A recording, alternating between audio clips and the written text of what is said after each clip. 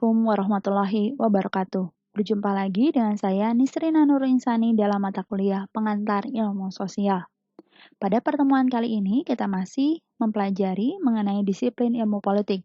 Lebih tepatnya kita akan membahas mengenai konsep, generalisasi, dan teori ilmu politik.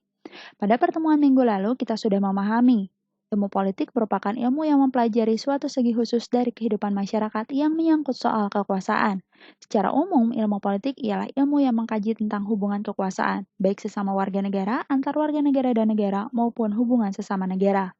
Yang menjadi pusat kajiannya adalah upaya untuk memperoleh kekuasaan, usaha mempertahankan kekuasaan, penggunaan kekuasaan tersebut, dan juga bagaimana menghambat penggunaan kekuasaan. Nah, kali ini kita akan mempelajari mengenai konsep-konsep ilmu politik. Banyak sekali konsep-konsep yang terdapat dalam ilmu politik. Kita akan membahas beberapa di antaranya. Yang pertama adalah konsep kekuasaan.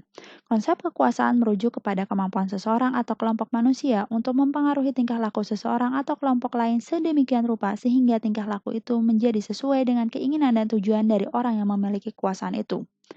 Konsep kekuasaan sangat luas karena setiap manusia pada hakikatnya merupakan subjek dan sekaligus sebagai objek kekuasaan. Misalnya, sekalipun seorang presiden sebagai penguasa eksekutif tertinggi, subjek kekuasaan, tetapi ia harus tunduk kepada undang-undang objek kekuasaan. Yang kedua, konsep negara. Negara didefinisikan sebagai organisasi yang memiliki kekuasaan dan wewenang tertinggi untuk mengendalikan masyarakat.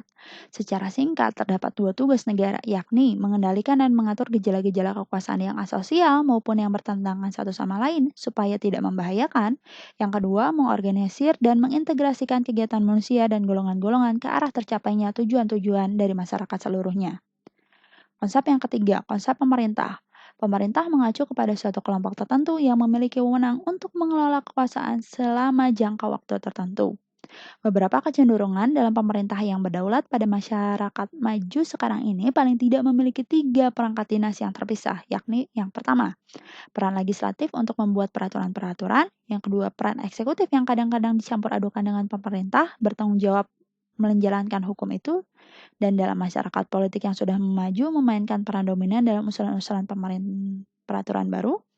Dan yang ketiga, peran yudikatif yang bertanggung jawab untuk menafsirkan hukum dan menerapkannya dalam masing-masing kasus. Konsep pengambilan keputusan yaitu membuat pilihan di antara beberapa alternatif. Istilah pengambilan keputusan menunjukkan pada proses yang terjadi sampai keputusan itu tercapai. Konsep kebijakan umum yaitu kumpulan keputusan yang diambil oleh seseorang atau kelompok politik dalam usaha untuk memilih tujuan-tujuan dan cara-cara untuk mencapai tujuan-tujuan itu. Dan yang terakhir adalah pembagian. Konsep pembagian yaitu pembagian dan penjatahan dari nilai-nilai dalam masyarakat. Itulah konsep esensial yang merupakan unsur pokok dalam pengertian ilmu politik. Banyak juga konsep-konsep lainnya, seperti sistem politik, sosialisasi politik, kultur politik, demokrasi, legitimasi, dan lain-lainnya. Silahkan kalian pelajari lagi mengenai konsep-konsep ilmu politik lebih luas lagi.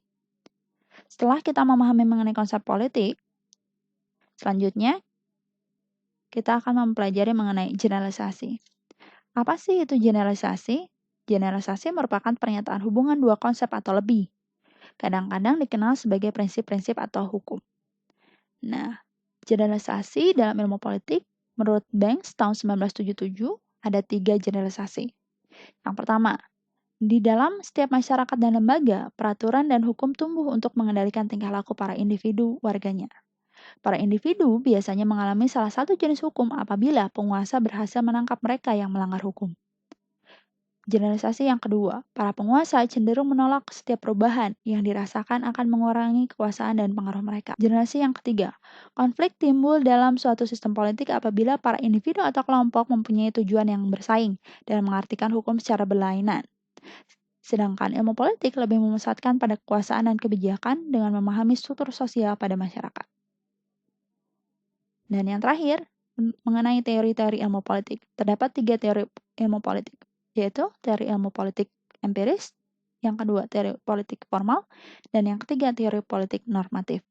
Teori politik empiris digunakan untuk mengacu kepada bagian teoritis ilmu politik.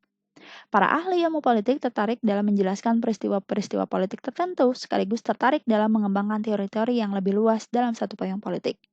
Teori politik formal merupakan teori politik yang kadang-kadang dirasakan tumpang tindih dengan teori sosial maupun teori publik. Teori politik normatif tujuannya adalah meletakkan prinsip-prinsip otoritas, kebebasan, keadilan, dan lain-lain, kemudian mengkhususkan pada tatanan sosial yang paling memadai untuk memenuhi prinsip-prinsip tersebut. Terdapat dua tugas teori politik ini, yaitu menjelajah apa makna kebebasan dan kemudian merapatkannya pada masalah-masalah praktis, dan menemukan landasan tujuan dalam mendukung prinsip-prinsip politik yang mendasar. Itulah penjelasan mengenai konsep, generalisasi, dan teori ilmu politik. Terima kasih atas perhatiannya. Wassalamualaikum warahmatullahi wabarakatuh.